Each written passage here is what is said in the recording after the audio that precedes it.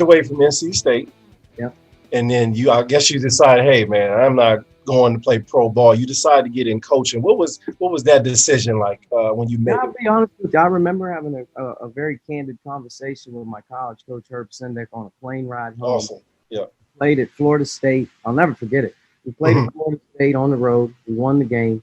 We were coming home after the game, and I don't know how he must have been bumping around the plane or whatever to talk to the players, but he kind of sat down with me at that point. We were coming down into the spring. We were having a good season, and he just kind of asked me, "What do you think you're going to do when you finish up?" And I had already decided I was done playing. Yeah. Mhm. I felt like that would have been a road for me that I would have tried, did it, and then at the end of the day had to come back and start over anyway. Right. Mhm. I said, I feel like college basketball. I feel like coaching. I feel like the game at some level. I don't know how I would leave it, but I would like to coach. And Right. he gave me a great opportunity. He gave me like an office intern job at the time. It would have been, Awesome. it had to be an intern at the time because I don't know if graduate assistant worked, but Yeah. that's where he kind of gave me a shot to be around the everyday office life. You get Mhm. a chance to see the coaches, not the Yeah. players. And then you Exactly. realize, as mad as you were at the coaches every day, they're probably just as mad at you when they're up in the office every day. Right. Exactly. Right? No, I agree. You're 100%. you were down in the locker room all those times having all those conversations about coach, blah blah blah. Right. You They changed saying the same stuff up. same stuff. You know what I mean? It's like it's no different. So, Right. but it was good to be in the office around Coach Sendek because he just forced even me at a very very young age, like how organized, how on top of things you better be. Staff meetings, you got to have your ducks in a row in terms of what your Yep. responsibilities were. So he gave me that opportunity right there, and that's where it got started. Any aspiring Hoosier out there who would love to get into coaching, what would be your advice to them? Well, I think the first thing with coaching is, and I always say this, you're you're very rarely going to get hired because you're really good. Right. You're going to Right. I learned that. Yeah. you could be really good, like really good coach, great with players. You could Yeah. recruit, you can do a lot of good things. But the key is like who do you know? Who do you really know? Who are you Right. attending? Because I think how as it goes, your circle gets, shrinks as you Yeah. get older in coaching. It doesn't really expand. You keep guys really tight, and you keep your Yes, sir. ones that you really trust. At the end of the day. So I would say young people growing up have to find a way to network, meet people, be involved with people to show these guys that like, hey, this guy's really good at what he does. I think that's probably so key for like graduate positions. They get a chance to get in Yeah. there and they can really work at it. Where, I think the one holdback in the college profession, if you look back in the 70s, 80s, and 90s, when college coaches could go out and work camps and do different things, Yeah. True. you just really were able to really be exposed to pro coaches, heavyweight college coaches, or heavyweight basketball people that can speak for you. Yeah. And now it's so restricted in terms of what you're able to do out there to branch yourself, to show yourself, that you really kind of get locked in with who you know. And Right. to me, that's the biggest deal of coaching and getting in is you got to find a niche of people that you really like. They like you, and you work at it, and then you develop a network. Because if you have no network, man, you could be as talented as you want, but trust and who you know becomes probably more vital than anything. Absolutely. That's great advice, and I hope you guys are listening. That's it's just the way things are, and people think it's just because you got the greatest X's and O's or you love to watch the most film. It's all about who you know and creating that network. And you definitely did that. You spent a season at West Kentucky, two at NC State, two at Ohio State, two at Arizona, and then you get an opportunity to coach your own team. What was it like getting that first? Actually, let me rewind that a little bit. You had a top 10 recruiting class prior to your first opportunity at Dayton. Who was in that recruiting class at Arizona?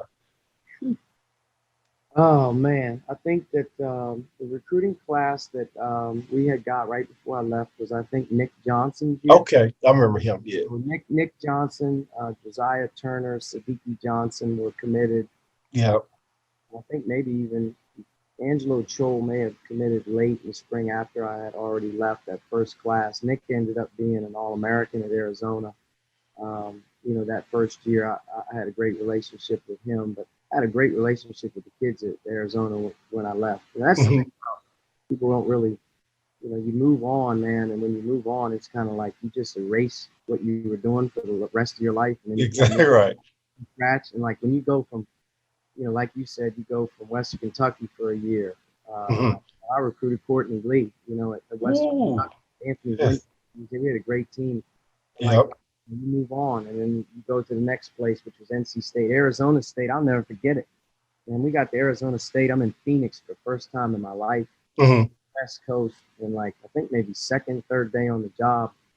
We were going to sit in front of this kid. And after California coach was going to bring over Reggie Morris was going to bring over one of his players. It was Right. he was being recruited a little bit by the Pac-10 at the time, but he was going to probably make a decision on Kent State or Miami or Florida, and he was an LA kid. And I said, all right, so what's the kid's name? And I'll never forget Coach Sendak said, yeah, he's got Reggie Morris is going to bring over this kid from Louisiana High School. His name's Russell Westbrook. Oh, I said, all right, let me look him up. Let me see what he was. Let me see. right. Here, he had a couple games of 50. He took an official visit to Kent State. I'm like, Kent State from California. Really? I'm like, man, nobody's recruiting him out here. And I'll never forget. We sat and watched film with Russell, whatever. I thought we were going to get him, and then Hmm. deadline hit, and Jordan Farmar decided to enter the NBA draft at Right. 5. And when he did that, UCLA picked up, Opened up. and Russell stayed at UCLA, and the rest is history on The that. rest is history, right? Triple double machine. But that's what Hey, you I got to didn't. go through when you make these moves. A lot of stories, a lot of people you come in contact with in the recruiting. On and on. Great relationships at every place that I've ever been. Really with the guys that I worked with and the players. Being one of the top recruiters, is it more difficult to recruit today with all the social media outlets, with all the attention these kids get? Is it more difficult, or is it more difficult, in the late 90s, early 2000s recruiting? I definitely think there's a different element to the recruiting game nowadays with the Yep. social media. Uh, Yeah. there's no secrets. Back in the day, you used to be able to find your niche and find a couple guys and, bulldog the recruiting a little bit in terms of like the underground, be able to work the kid, work the mom without not everybody's filming them every time he's in a layup line. Right. Now Right. there's no I can't secret. Now, stand that, man. hey, you could find a great player, a sleeper, and the next thing you know, one article goes up and boom, it's just like It's gone. Yeah, that's true. instant, instantaneous blow up opportunities for kids. Yes. But I think everything is the same in recruiting. At the end of the day, it comes down to how hard you work with the connection to the important people in a kid's life, and then do they believe in at the end of the day what you're talking about. But Hmm. I would say it's a lot more distracting, nowadays. Yeah, for sure. Really Yeah. distracted in recruiting right now. I think kids and families can get distracted with what's going on around them. And Yeah, that's true. as you're recruiting, you really have to every article that comes out doesn't mean it's a pretty accurate article, or every Yeah. on a kid that comes out, doesn't mean a lot. It's just, oh, he just retweeted this guy, or hey, he just Right. Yeah. just mean on. Oh my God, like Right. Right. you know, This is too much, man. It's yeah, so much. It is so too much. much. And then you got to answer all these damn questions. It's like, I don't even know this kid, man. I don't even, it's just so much misinformation out there. Um, you had a lot of success at Dayton though, and I used to pick you guys in the tournament, especially your last couple of years. You had went to the Elite Eight. I'm like, I'm picking Dayton. I just love the way you taught. I just love the way you taught defense and the way that you had your guys defending, making plays off the defense, getting out and running. How were you able to create such a culture at a school that was smaller like Dayton? Well, I think the one thing at a place like Dayton is until you're there, you don't realize the passion for basketball. Right. Hmm. It's an incredible place to play. I mean, the players there are treated second to none. Their experience there as a student is like it's as good as it gets, and they can be, as they showed last year. I mean, they can legitimately contend for a Final Four moving forward. I mean, I think with their facilities and everything that they got going on, but we recruited guys that we felt had a chip on their shoulder, Yeah. were a little, under the radar, too small for the Big Ten at times.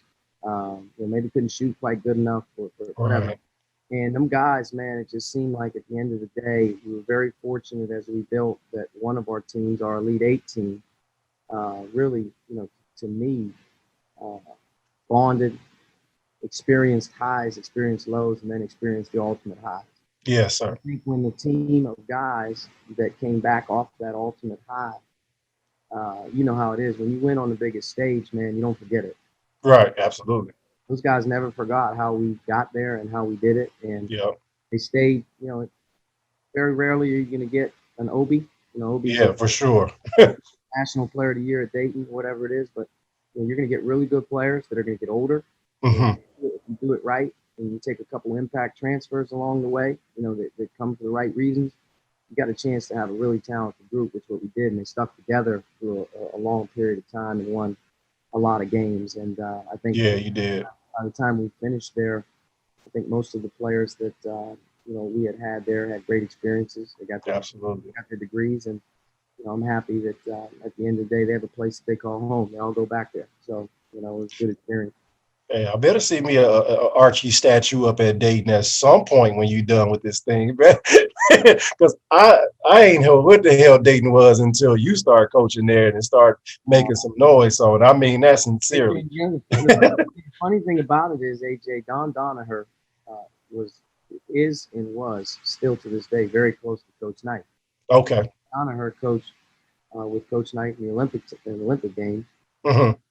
Coach Donaher was there, I guess, probably 25 to 30 years. He won an unbelievable amount of games. And if you look at the players and teams that he had over the course of the 80s, 70s, 80s, late 60s, 70s, 80s, I mean, they're as good as they were in college basketball. And, you know, with conference alignments, not having football at Dayton, their alignments in different leagues over the course of a couple periods of time really sort of pigeonholed them as a mid-major. Yeah, for sure. But they're the furthest thing from mid-major. I mean, when you walk into UD Arena for a game, it's as good as any environment that you'll play in, Absolutely. and the town revolves around you know basketball. They love basketball. Absolutely. And with that attention and that the success you had at Dayton, it brought you an opportunity to come to IU and be his 29th coach. Take us back to the night that Dr. Glass called you and said, "Hey, we've chosen you to be the head coach at Indiana University." What was that like? And what, outside of your wife, who was your first phone call after that? I would say that you know I wasn't obviously planning on getting any phone call. I mean, Oh, really? not like you wake up and say, "Boy, I hope somebody calls me today." Right. But you know, lo and behold, we did have a couple conversations, and after a couple conversations, it turned into a meeting. And I think once we sat down and talked about Indiana Hmm. University, where things are at, where they want them to go, how they wanted to do them, I felt just really confident that you know, at the end of the day, the way we do things would work. You know, we just needed an opportunity to be able to do it, you know, our way. And he did. Right. But yeah, when it became sort of official, um, you know, clearly my wife and my daughter, You're right. I was actually with my dad at the time. Okay. So to be able to tell your dad that you were going to be the head coach Ooh, for a guy like him, you know, he's thinking back like that's Bob Knight. You know, what I mean, absolutely. so it was a surreal moment, you know, at the end of the day for me and my family at the time. Nobody warned you about this wonderful, peaceful fan base that was awaiting you with open arms. Nobody told you about them. No, the funny thing about it is, you know, I don't get too bent out of shape about people wanting to win.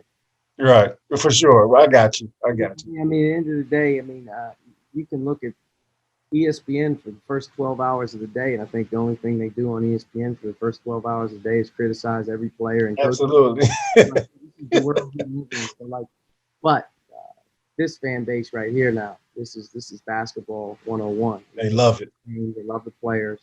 The tradition is second to none. Game day second to none. And you know, I think at the end of the day, they crave winners. You know, and Absolutely. all we're trying to do is be able to make them happy. Absolutely.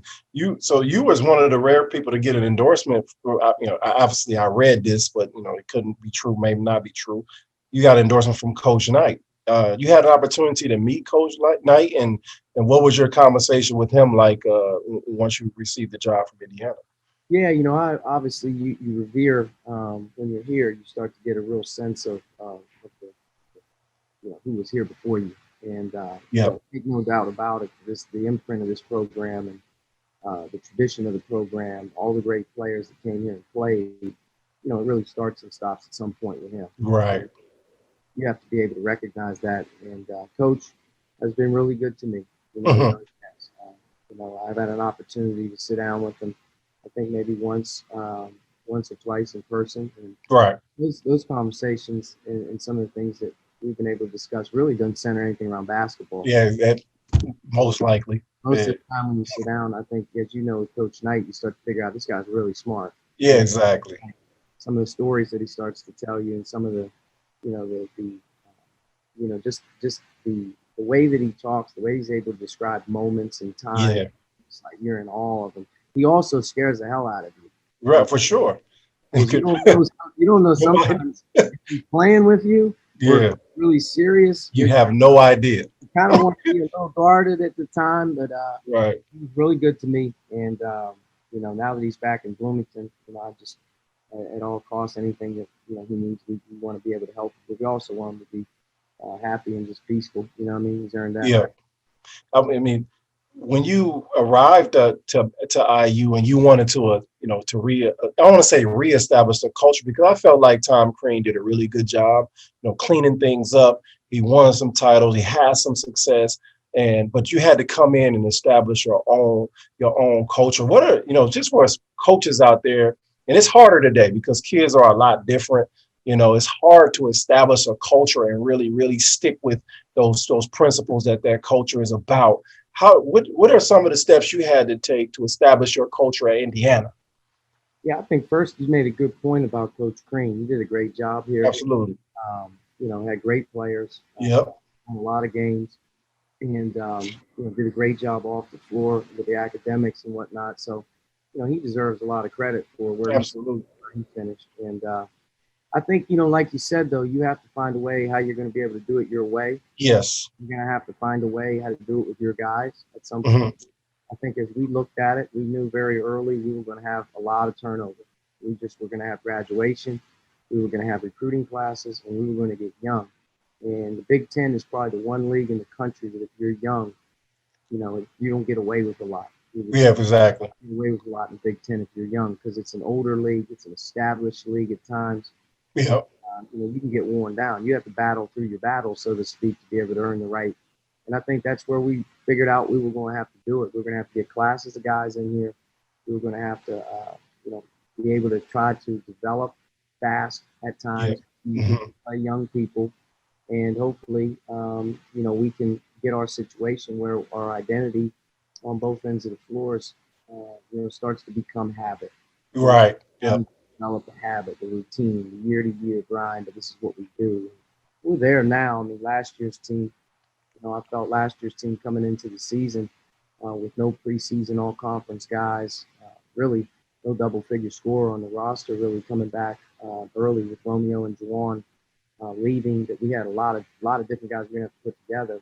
And I thought that team kind of gelled and figured it out, had its ups and downs through a difficult league last year. Absolutely. Difficult. Figured it out again and started to play really well at the end of the year. And Yeah.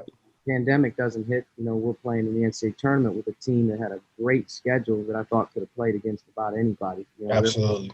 The league was so tough. And then, as you're kind of heading into this year, now you're looking finally at some guys that have played minutes now. You have Right. like Rob Finnessy, who's now played every Big Ten game for the most part without injury, but he's played a lot of minutes in Big Ten games with you now that he's a junior.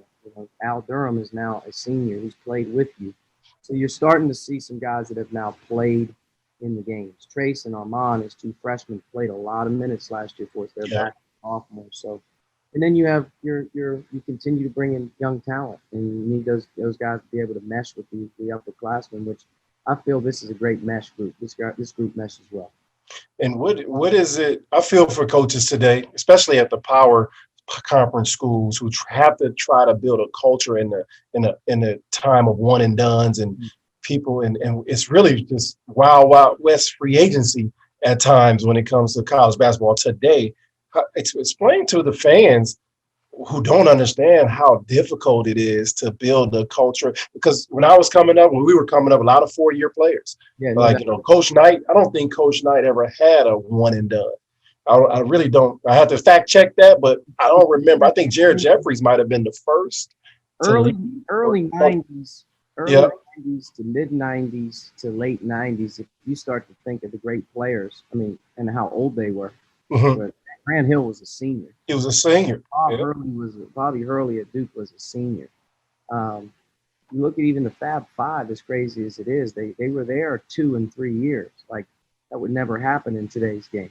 And the other thing that's very different than it was, late '90s, early 2000s is the transfer field. So Yeah, man. now you have the transfer um, things going on with even giving, really at this stage as we move into next year, a lot of free moving parts all the time. So I think when you're building culture, the thing that helps you establish culture is getting older and guys that have done the battles.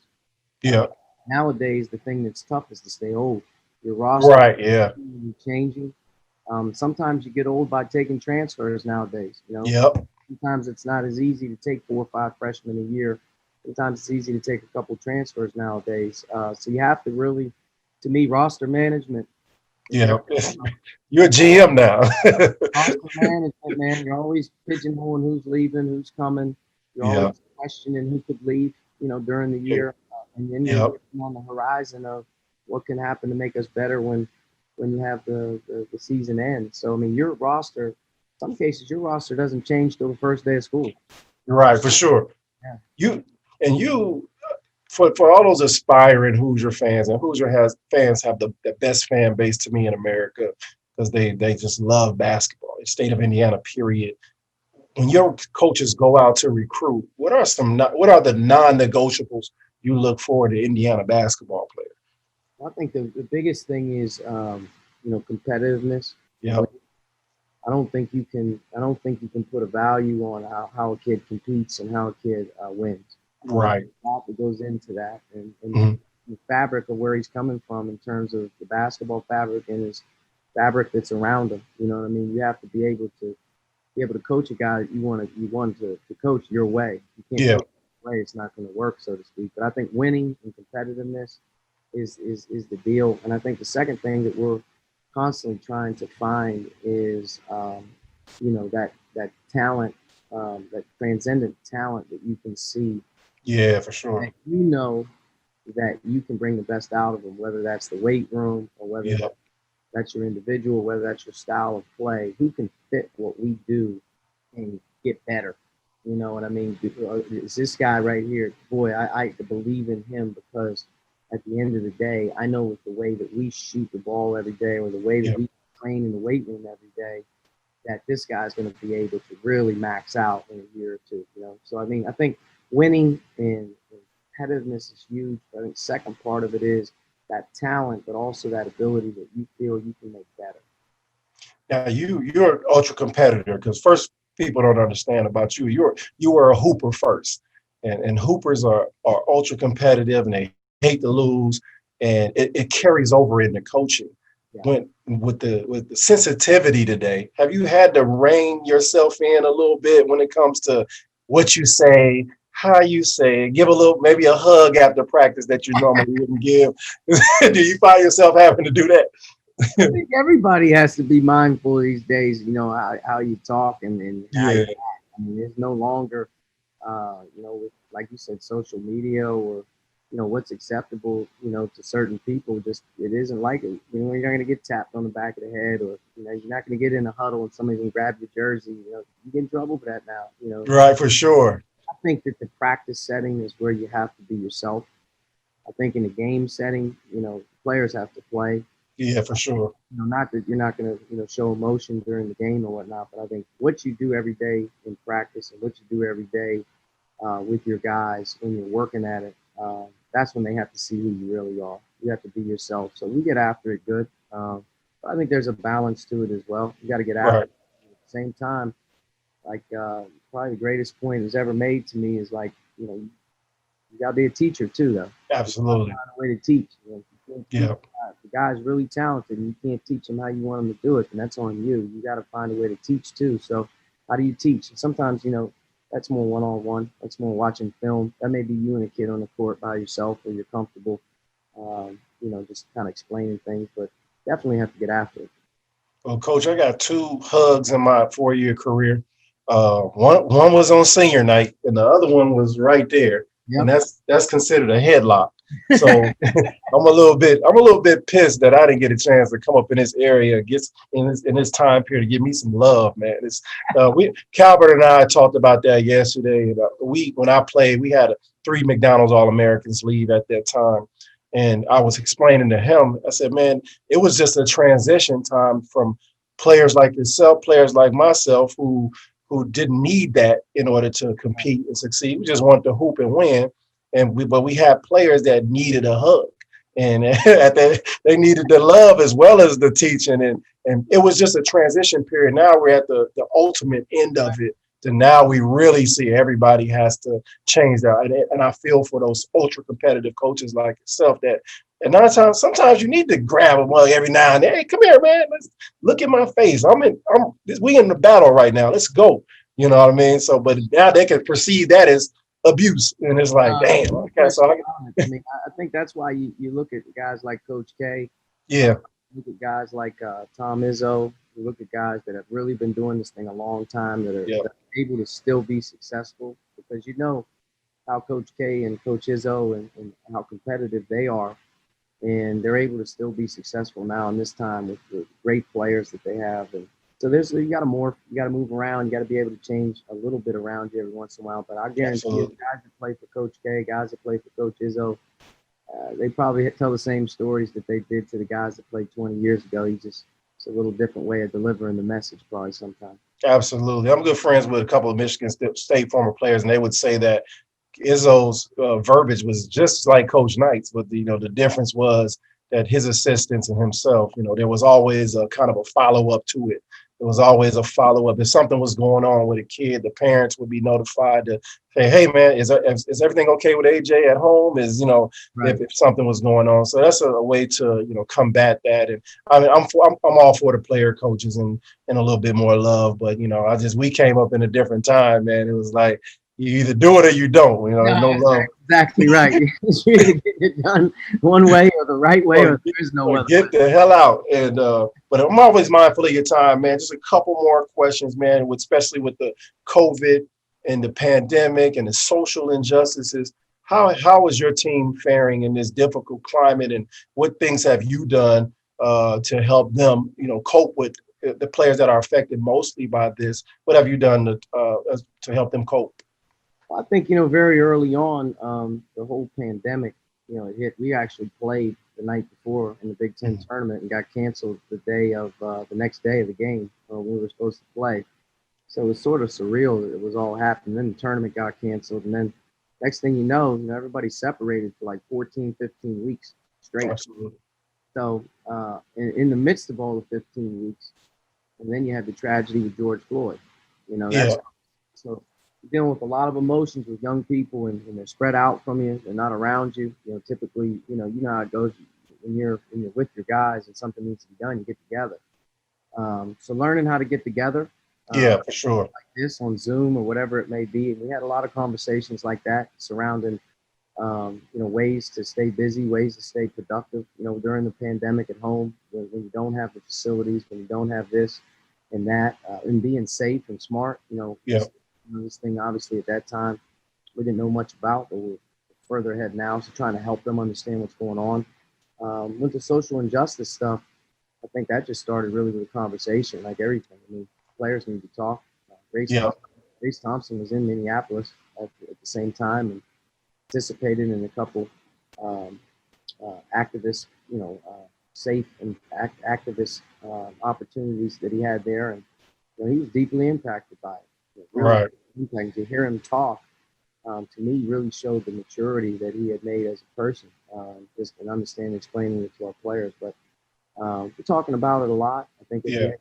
as we head into the season, I think there's a lot of college athletes, a lot of players that stuff's on their mind. Just as much as it is with the COVID stuff. I mean, I don't want to Yeah. one being one A, one being one B. I mean, they're all floating around every day. Yeah. You have to talk. And the biggest thing is, what they want to do and what they believe in. You have to give them the access to do that in the right way. Absolutely.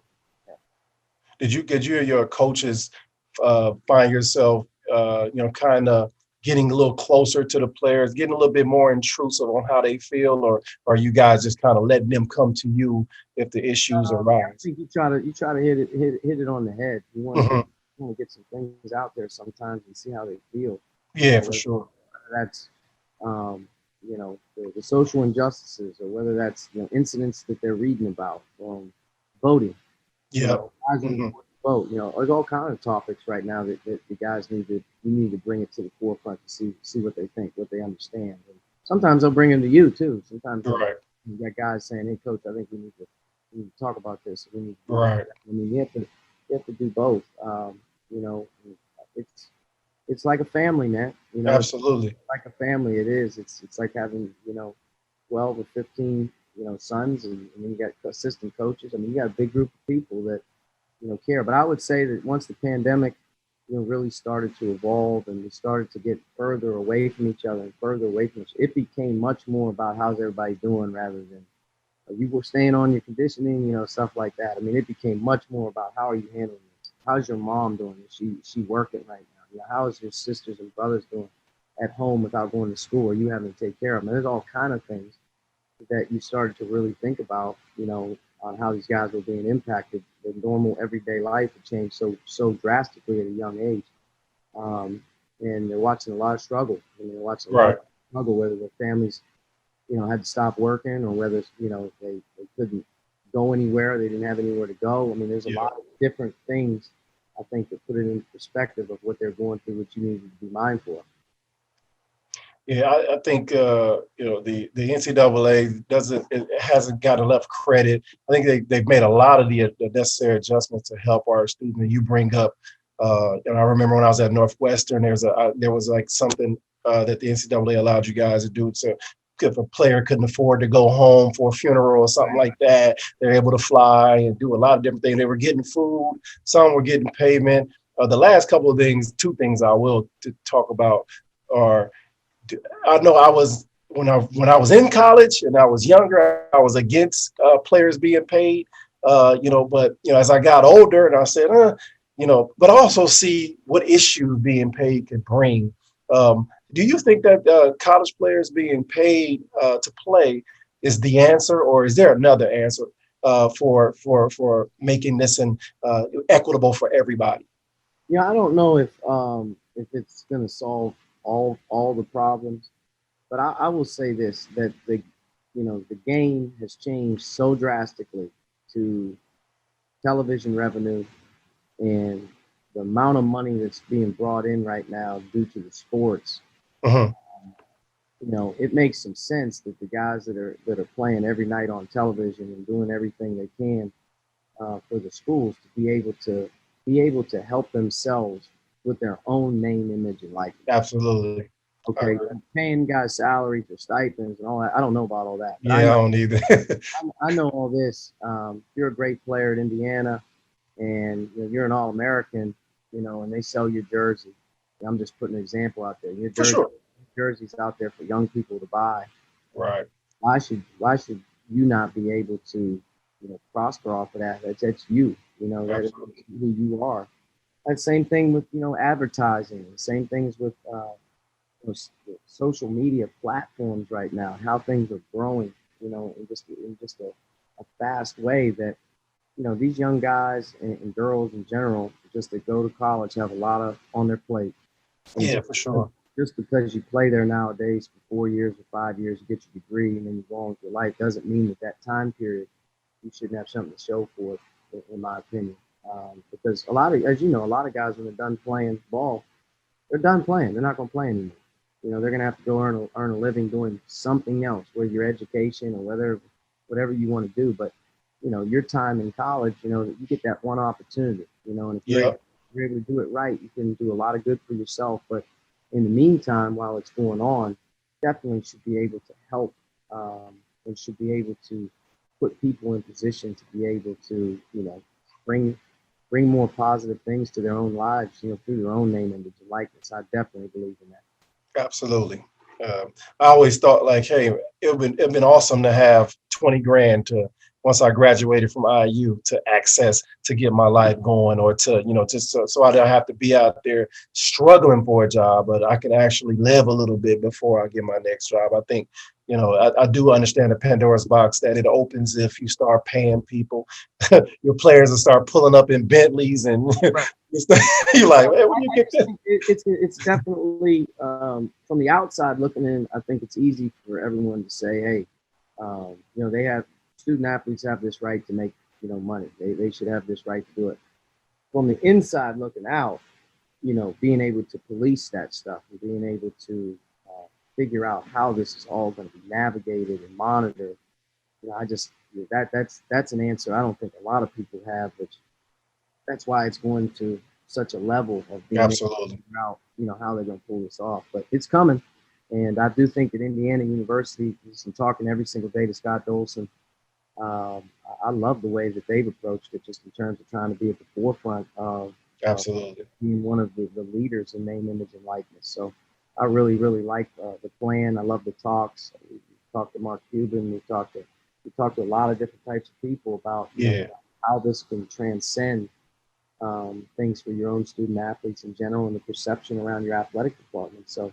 Scott's done a great job with that, and the administration's really, to me, giving me a really good vibe that Indiana is going to be one of the leaders in that talk. Awesome. And lastly, man, give the fans would like to know what, give a kind of an in-depth analysis of your first couple weeks of practice, couple practices, how the team's looking, who's shining a little bit, and what we got to look forward to this season if we're fortunate enough to play. Well, I think that number one, we have a really likable group. Yeah. We have a group of people that as you watch them, it would be hard for people to not like them. They like each other. They play for one another. They work with one another really well. Our young guys have fit in seamlessly, and our older guys that are all back from a year ago have really done a really good job, number one, bringing them in. But Mhm. I think just in general, we have some guys with some experience, and I think that we have some really talented playmaking opportunities for guys that can really do some things that we haven't been able to do in the past, just in terms of being able to play with some space. I think Yeah. that's good. Defensively, I think each team that you have is a little unique, but we have a chance, I think, to be, a quicker team, a team that is more deflection oriented, it's more harass oriented than it is. Hey, we got bigs, we got size, we can protect the basket. We're gonna have to get after it in different ways defensively, but I like this team. I like this group. They're fun to coach. It's nice to go to practice every single day and know what you're getting from every guy. I think Trace has really stood out here in the first few weeks of going. Yeah. The easiest jump you make, not easy, but the biggest jump you make is 1 year to year two. Yeah. Now he's a second year. He's through that first year, and he's been dominant at times in practice. But we have a lot of improved guys. I think Yeah. Trace Thompson's really improved.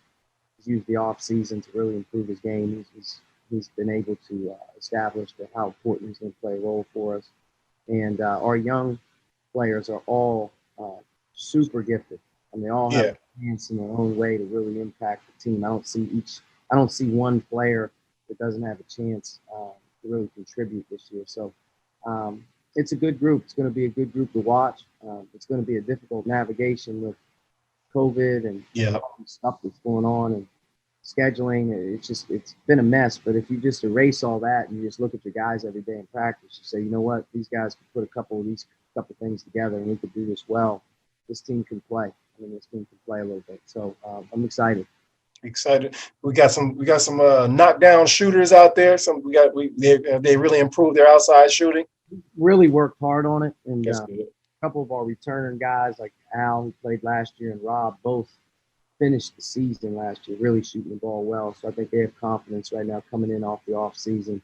Armand going from his freshman to his sophomore year needs to make that jump. Yeah, we're gonna be fine. Yeah. And we have three of our four freshmen that are on the perimeter, Anthony, Trey, and Christian, Hmm. have all shown the ability here in early practices to go on spurts and make shots and do some things. Yeah. I think all three of those guys are going to be really good players. Jordan Geronimo, in time, is really going to be, to me, a unique player for us as he continues to learn the game and his niche, because he's got a good skill level, great touch, super bouncy. Yeah. Right now, he's much stronger, I think, on the rebounding and the defensive end than he probably is offensively. But I think that'll come as he learns. Absolutely. Jerome is a big part of this shooting thing too. Okay. He was really a freshman a year ago. He shot 41%, I think, in his last 11 games from three. And now that he's got that first year under his belt, coming off the injury, we're going to need Jerome to really be a different type of player this year, especially shooting the ball for us. He's got to space the floor. Okay, awesome, man. Hey, first of all, I want to thank you for taking the time to talk to me, man. It's great to get to know you, man. This was more about you than the actual team. I'm sure you're going to talk about the team all year, so I didn't want that to be the gist of it, but I learned a lot about you. Great hire and Coach Hunter.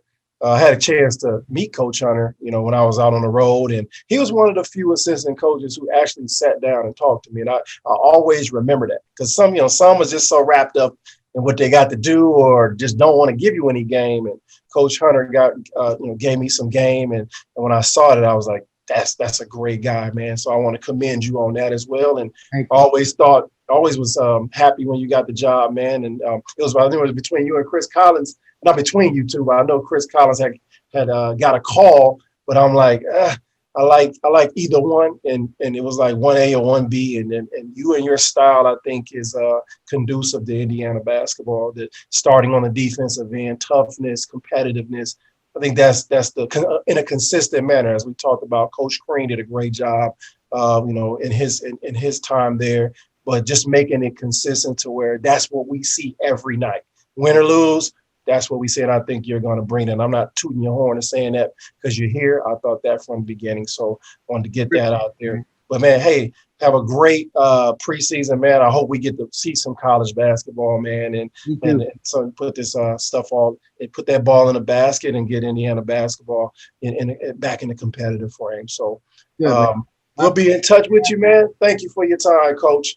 Anytime you need me, let me know. And I appreciate all the good things and whatnot. But as you know, it's a great place. And yes, sir. I'm glad you're able to get out here and get a lot of our guys. Hopefully as time goes by, you bring a lot of the old characters back to the forefront. Absolutely, that's the goal. We're gonna be there to see you, man. I missed you down there at the reunion. You were in a hurry. You guys had a game. You came and spoke to Coach, and you darted out of there because you had a game, so you guys were preparing. I know COVID really stopped some things this summer, but as soon as things get cleaned back up, I know we're going to have everybody back. Absolutely. All right, Coach, man. Have a great day, and thank you. Thanks, man. We'll see you. All right, peace.